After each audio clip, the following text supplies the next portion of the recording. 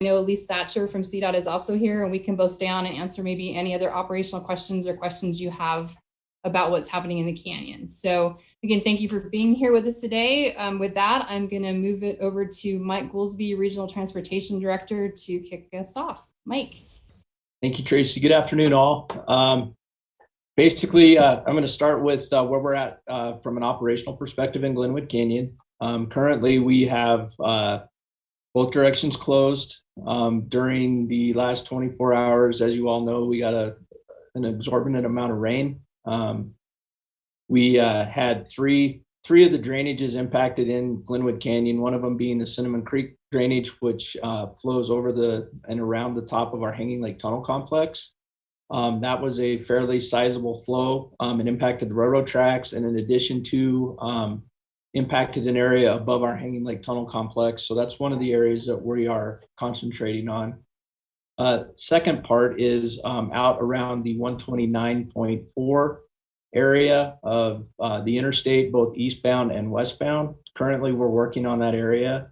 One of the issues that we are running into is the drain system in the middle of the interstate is plugged, and so every time we get that drain unplugged, more water inundates that. And so until we can get that drain unplugged and some of the material out of there to prevent it from overtopping the road the next time it happens, that's one of the issues. But our main issue, and bear with me, hopefully this works, and I can share the screen. If somebody would let me know, Tracy, if you guys can see that. Yeah, we can see that, Mike. It looks great. Okay, so what we are looking at here is one of the cameras in Glenwood Canyon that is at mile marker 122.4 eastbound. Picture you're currently looking at is downstream of the Colorado River. Last night, one of the debris flows that came out was in the Devil's Hole, which is basically south of the railroad tracks on the other side of the interstate. This debris flow was quite large. It basically dammed off the river, and it found the path of least resistance when it started to flow again. And what that path of least resistance was the bike path and up against the eastbound travel portion of the highway. Currently, due to the fact that the majority of the water is traveling, as you can see, right up against the interstate, we have some scour concerns with that. We don't know that if it's undercutting the road or not. And through our engineering staff and others, we have deemed that until we can get in there and look at it, it is not safe. So I'm going to pan around here first before I move on. As you can see, there's quite a substantial amount of debris in the river, and there's quite an amount of debris past where it's dammed up.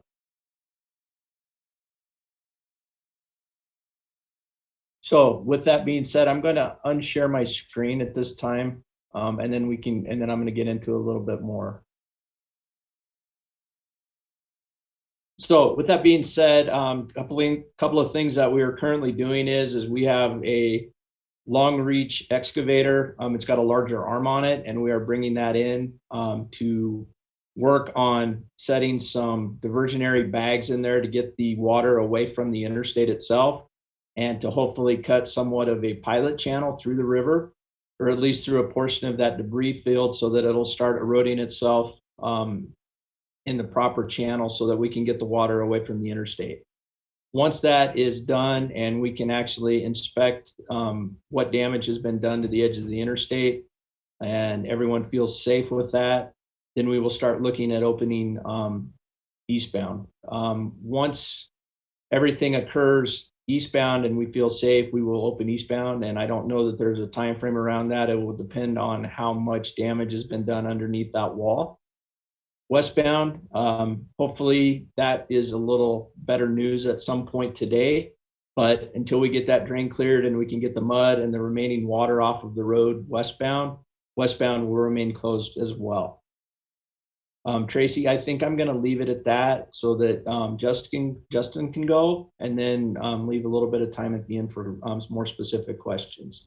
And I would look to you and Elise to see if I missed anything. No, Mike, I think that was a good wrap up. So we'll go ahead and let Justin come online. And again, Justin Anderson is the White River National Forest hydrologist. and he's got some slides to share with all of us, and then we will turn around and open it up for question and answer.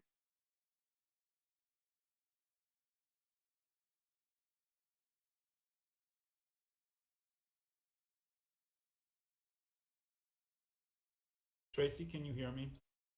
Yeah, we can hear you, but you're kind of quiet, Justin. Can you talk a little bit louder into the mic? I can speak up, but I'll also tell you, I just had to leave the meeting because I lost the audio.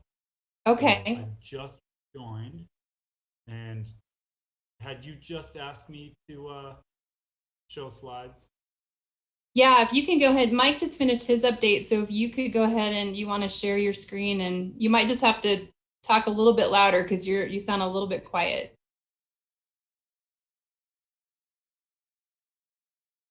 Okay, I'm going to give this a try here.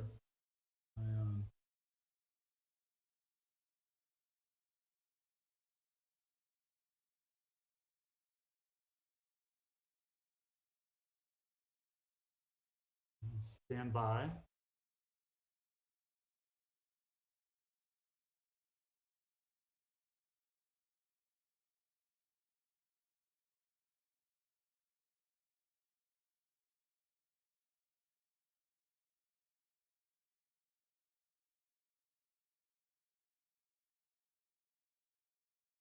Are you able to see my screen now? Not yet. Okay. Well, please let me know when you can see it. Okay. Hey, Jennifer, do you want to put your email in the chat? And Justin, we can also have you email your slides to Jennifer, who's running our meeting, and she could probably get them up.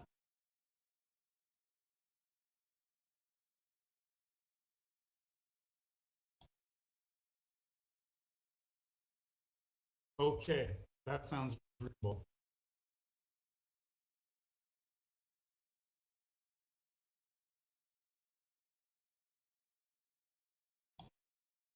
Justin, I'm going to text you Jennifer's email real quick.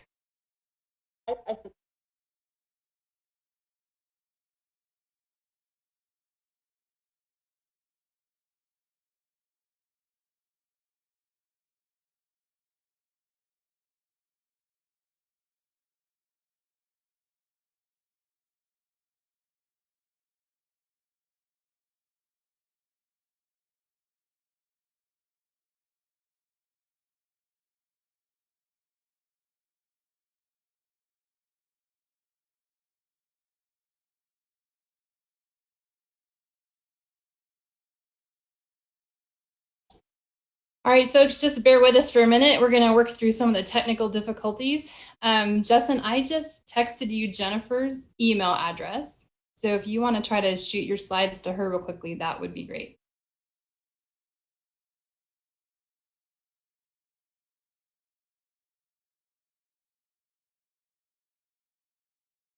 Sure thing. I'll email that right over.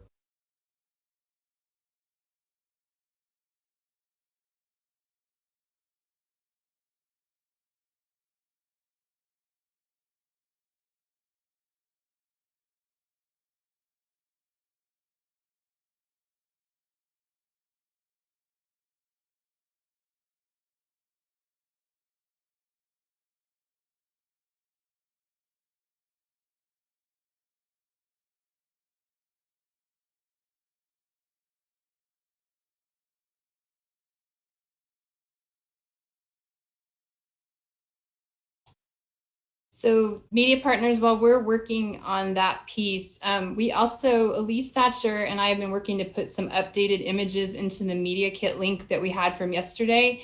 We actually even got some drone footage today that we'll be able to put in there after this meeting. So we will have some updated photos for you. Justin, do you want to just kind of start chatting with the team about the scenario we see out there until we get your slides going, or would you prefer we wait for your slides?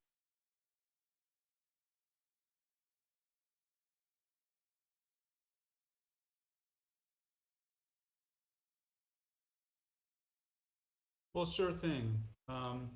The imagery that you just showed and that you emailed over is new to me. it's pretty dramatic. I can tell you that I was out doing some mapping of debris flows that had occurred before Wednesday. And I just recently gave a short presentation that compared some observations that we've recently seen with what our BEAR team had predicted last year. The BEAR team, BEAR stands for Burned Area Emergency Response. The Forest Service had a BEAR team that produced a number of products when near the conclusion of the Grizzly Creek fire last year. The products included some prediction of debris flow occurrence likelihood. And now that we're starting to see debris flows associated with recent storms in the Grizzly Creek fire area, we are able to compare and reference the debris flow modeling, and we are seeing some interesting results from that. Are you guys hearing me okay? You're still a little bit light on audio. Do you have a way to turn yours up a little bit or get closer to your microphone?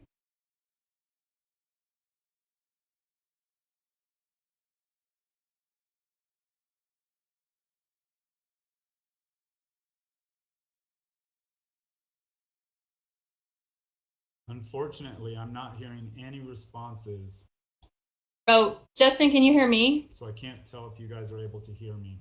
Oh. We can hear you, but it's really light. It sounds like you might have lost audio.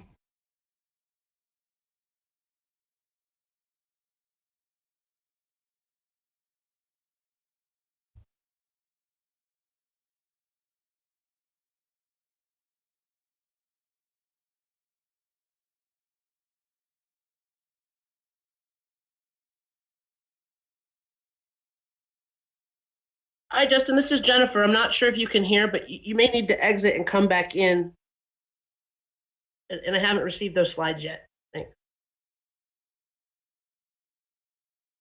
So Tracy, for the sake of everyone's time, do we want to kind of jump into questions while Justin's working on his stuff? Well, I'm sorry, guys. I seem to be having some technical difficulties. I'm not able to hear anyone on the audio. So I'm afraid this might be unworkable. I can leave and try to rejoin. And then maybe Jennifer will have my slides by then. I'll give that a try. Okay. Yeah, Mike, let's go ahead and do that. Thanks for hanging in there with us all. So why don't I go ahead and look and see if I've got anybody who's raised their hand, and then I'll also look to the chat. So if you have questions for Mike around the operations piece of what's currently happening, we can jump into those.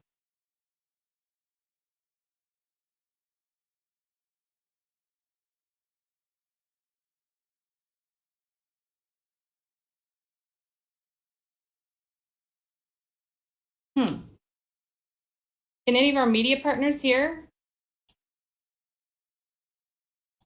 I can hear you, Tracy. You can hear me okay? All right. Shoot. So I don't know if this is a question for CDOT or someone else. This is Peter with the Post-Independent. About 11:25 a.m., we got a notification from Garfield County about debris coming down the river soon. Does that still stand? Or is that no longer the case? And what was the cause of that too? So Peter, I think this is Mike. I think from the perspective of that notice, what it was the power plant opening one of their spillways to clear some of the debris on the top of the spillway so that they could start diverting more water through the power plant itself to assist us in alleviating some of the water pressure on the interstate. If you saw my pan of the videos, the debris they probably are referencing is that smaller stuff that's up above the actual debris flow itself. There's nothing downstream from that currently, and based on what's coming down right now, it's coming in small pieces. It's not going to come all at once, just based on some of the information we received from the folks this morning. Even if it does cut a pilot channel through there, it's not going to move very quickly at all. I don't know if that helped or not. That does. Thank you. Hey, Mike, it's Jason Luber from Denver 7. What is the worst case scenario when you get the water away from the interstate and you look at what kind of damage has been done there? What would be, the worst you could see, and what's the best you could see? Well, the worst would be is how much it's undermined the footers for that wall. Those footers of that wall are under what they call spread footers. So they basically are setting on the rock and the ground right there, versus caissons that are driven down into the rock. So worst case scenario, what would be is a lot of that eroded out and a lot of it is scoured up underneath the roadway. In that instance or that case, once they've been able to evaluate it, they could run some numbers and do some evaluation on whether or not we would be safe to open one lane eastbound. Erring on the side of safety and caution right now, not knowing what that looks like specifically. That's part of the reason that we're uncomfortable opening it, because it could be scoured farther underneath there than what we might think. So with that being said, once we get they're basically large sandbags that we're going to fill with debris to try to push the water away from that so they can look at it. Best case scenario is, for those of you that have been around a while, and in the years where we have high water in Glenwood Canyon and the bike path gets washed away, and then we go in and make repairs to it. Best case scenario is there's not as much as we would think, and we would be able to do some temporary repairs until we could get in there to make permanent repairs. Did that answer that, Jason? Yes, it did. It did. And so Jason, sorry, go ahead. No, if you've got follow-up, go ahead. I've got some chat questions coming in. I guess it was just the time frame of how long you think that's going to take to divert the water and then make those determinations whether you could open a lane or not and get weekend traffic moving once again. That's a really good question. And part of it is when the equipment arrives, getting it transported up there. They're in the process of doing that right now. And working with the Army Corps engineers and others to get clearances to be able to do that. I'm not going to give you a time frame because right now I don't know. A lot of it is best case scenario that there's not a lot of undercutting of that. And it's just a matter of getting the channel moved, and then we could probably open one lane up. But right now, that's the $1 million question, I guess, from the perspective of where we're at in the process. And that was an unforeseen circumstance of something that we weren't really looking for, because we were more worried about the road surface. We didn't think we'd be impacted by the stuff across the river. So unfortunately we are. Sorry, I can't give you a more specific question or answer to that one, but I just don't know the answer. And real quick, finally, what about a one-lane configuration on one side of the interstate? That will be driven by what we find as soon as we get the water. If this is going to be long-term, then we're going to evaluate that. But right now, if we can at some point today get westbound open and alleviate some of that traffic westbound, then we'll have that conversation. But it's not an easy task just due to the fact that there's not a lot of ways around the canyon. Thanks a lot. Mike, let me go ahead and ask this question that came in the chat. So for this coming weekend, what's the best advice for going through the area? Best advice for going through the area is, if we're fortunate enough to have everything work out in our favor today, I would recommend traveling early, watching the weather, referring to co-trip, and doing those things that we do when we travel in the mountains, whether it's wintertime or summertime. We always watch the weather. Unfortunately, it may not be the best news to have to travel around Glenwood Canyon, but it may be the only option at this point.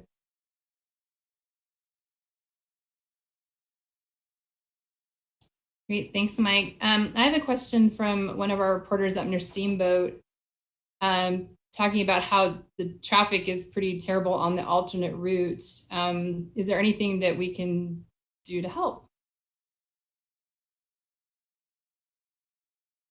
That's a really good question. I think with our CSP partners and some of our other local law enforcement agencies and communicating with everyone, it's unfortunate, but we're doing the best we can.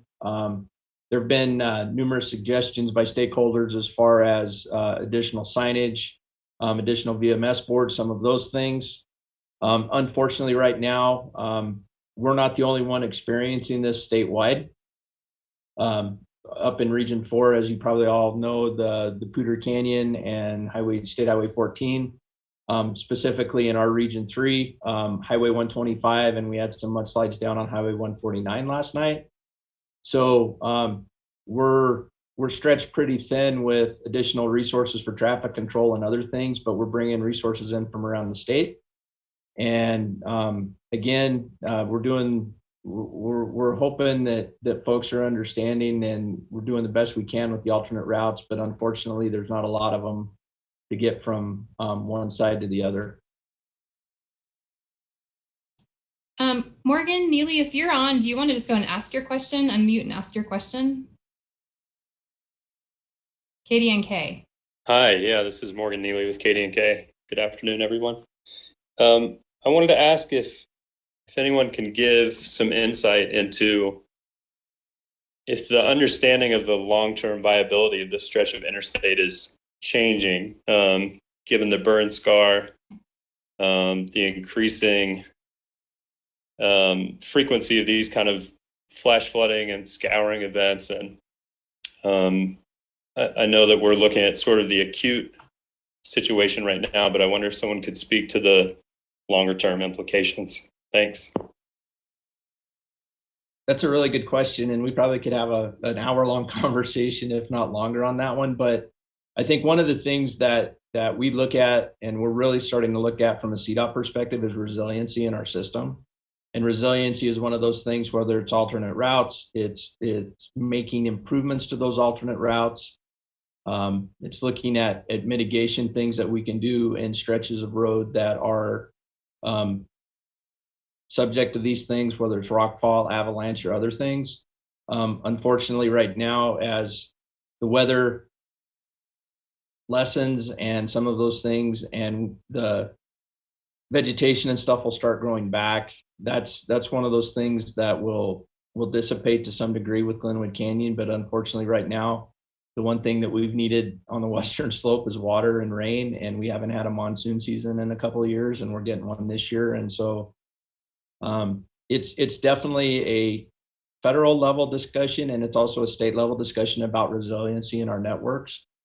And we look at that frequently on our projects to see if there's things we can do to make it better. I'm going to ask if Courtney Fromm from Fox 31. Courtney, you want to ask your question to Mike?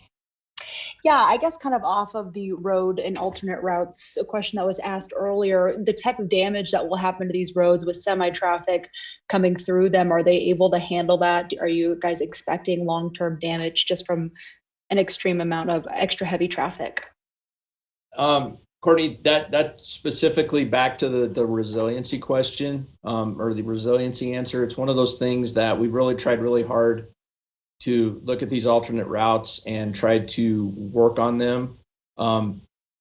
They're not all to that level yet of not being able to take this abuse, and that's one of the things that we're working on. But I'll give you a really good example. State Highway 13 from Craig down basically from the state line towards Rifle is one of the highest resiliency areas that we identified, one for this situation, and two for a lot of the truck traffic that's up there. And we've been slowly reconstructing State Highway 13 to meet that. With limited funds, trying to get all of them done at once is difficult. But US 40 is a priority, State Highway 9, 131, all of those for the northern Detour route. But we will have to go out and do some additional maintenance and to take care of some of these areas that are beat up pretty bad. Did that help? Yeah, thank you. I don't see any other media partner questions in the chat. Is there any other media partners that would like to ask a question of Mike? If anybody had to make a guess, when might westbound reopen? That was a nice try, Peter, but I'm not going to give you a guess. Yeah, Peter, I think it's important to know we've had crews out there, round the clock. In fact, that's one of the things that CDOT's been doing a fantastic job is bringing in reinforcements. So we've got crews that have been out there with, the dump trucks and the several loaders and working, the scenario around the clock. But we also recognize that if we gave you a potential estimate and then we missed it, we would have a lot of cranky people on our hands. So right now, the canyon is just going to continue to be closed, and as quick as we can get to opening, we'll be sure to let you know.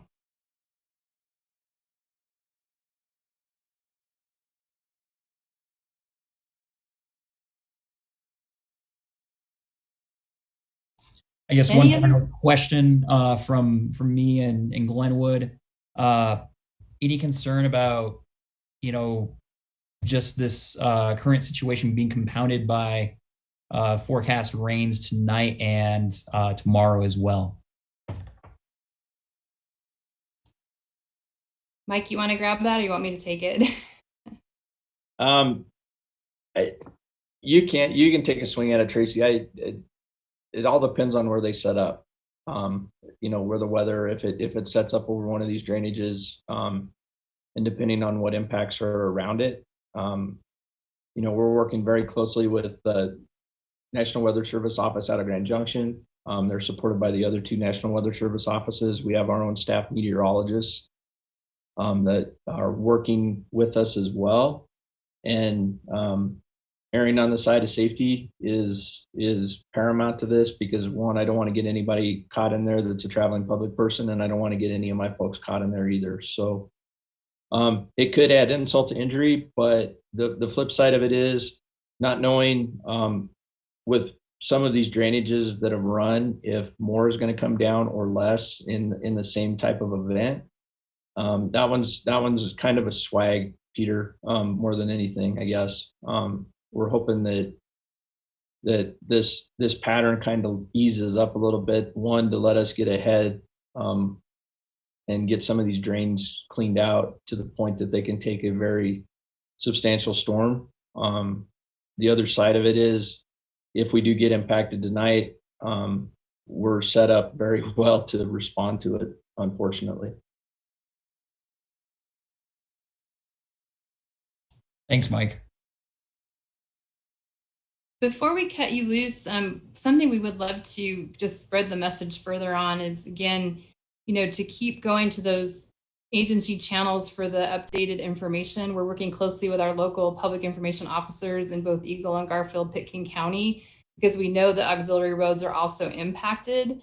One of the things we encourage motorists not to do is to just go to the travel apps like Waze and the Google and the Apple, because as much as Elise Thatcher on our team has been working really hard to keep those updated, sometimes those alternate routes are shown when they shouldn't be. It's really important to message that Cottonwood Pass is really only trying to put local traffic through there, but people are using it like the interstate, and it's a safety situation. We've already seen several rollover crashes occur on that roadway. And again, the operations plan that's currently in place to keep CMV from getting places they shouldn't be is what we implement when we put the closure in at exit 87 West Rifle, and then again, exit 109, which we call Canyon Creek, in that eastbound direction. So just can't get that message out there far enough, because we know not only are the locals paying attention, but we have a lot of visitors here as well. Hey, Tracy, and if I could, this has been pretty Glenwood Canyon centric as far as the conversation, but I definitely want to point out the cooperation and the help that our local agency partners, CSP, the Office of Emergency Management, there's a lot of folks involved in this to try to make it go as smoothly as possible, and we couldn't do it without their help and their assistance. And I'm very grateful for the partnerships and the opportunity to thank them in a public forum, because they do a lot more for us than a lot of folks know. So thank you. Mike, we have a few more questions in the chat I missed. Haley Sanchez. Haley, do you want to ask your question? Well, I think I can answer it. No, currently both westbound and eastbound lanes of I-70 are closed. So that we won't make you say that out loud. And Well, then I Morgan, go ahead. Curious, it sounds like the westbound is mostly the side that you guys are concerned about reopening, like the timeline is most uncertain. No, it's actually both, Haley. So we've got a pretty good debris flow that occurred impacting the westbound side, and there's some drainage that we're trying to clear and keep up with it. The eastbound lanes are actually pretty impacted by the debris flow that came into the river. So we currently are working with both directions of the interstate as impacted. Okay, thank you. Sure.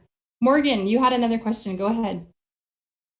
Yeah, I know you all don't want to write this off entirely, but it sounded like the level of concern regarding a problematic debris flow coming into Glenwood Springs is pretty minor at this point. Is that accurate? And can you all elaborate on what's kind of mitigating that concern?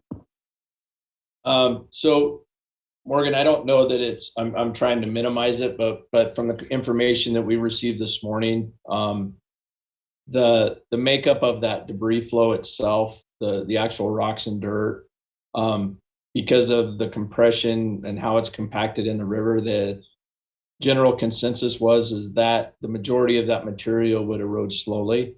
The stuff that's behind it, the tree limbs and the other surface debris and things like that, it's filtering itself out slowly through the channel that's created right now.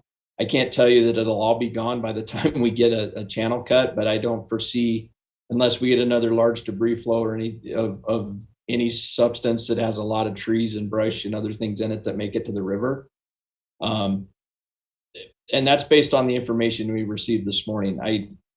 I'm not a hydrologist, and I'm definitely not one to tell you that the specifics of it, but based on the information that we received, the Army Corps engineers felt very comfortable that we could try to divert the channel back to the center of the river a little bit if we can do that, and it will slowly dissipate. Thank you, Mike. You're welcome. Justin, I understand I wanted to give you one more chance to see if your technology came online. Do you want to unmute, and are you able to jump in? Or if not, we'll probably cut everybody loose here.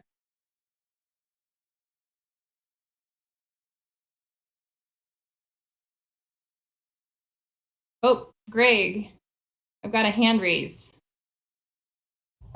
Great. This is Greg Poland, the Colorado Motor Carrier Association.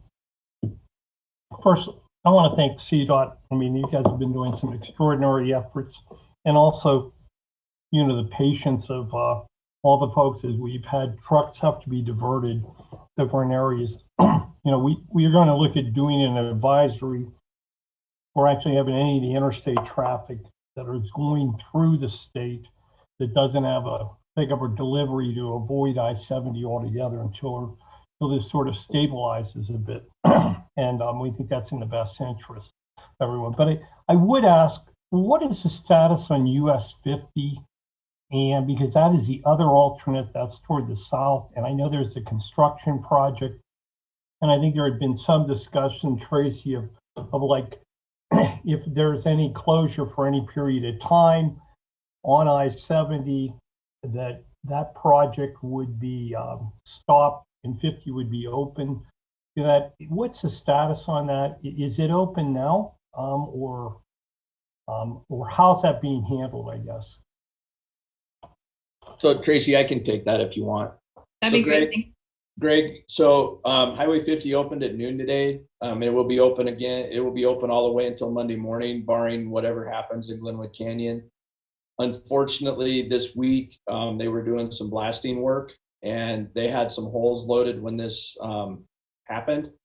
So part of it was we were doing the normal opening and closing times, but we because of the impacts of this, they got everything cleaned up and pulled off at noon today. And we will have the conversations with with Central Federal Lands and the contractor probably first thing Monday morning, if not Sunday night, to make the determination on what we do Monday morning. Thank you. I mean, I think one thing is right now we only have, without that, we have everything, you know, all the interstate traffic, whether it's automobiles, trucks, or whatever, is going to the north. And that provides some relief on this as, you know, sort of in terms of an alternate route to either of those. And so especially for folks going to the south, it could help. Thank you. You know, I also could follow up with the point that our Traffic Operations Center in Golden is working really closely with the neighboring states, KDOT, UDOT, and YDOT, on information out on all their boards, just letting folks know the challenges we're having in Glenwood Canyon and I-70 at the moment. So they also are doing a tremendous amount of outreach to neighboring states to help us get the message further, because we know what a challenge it is.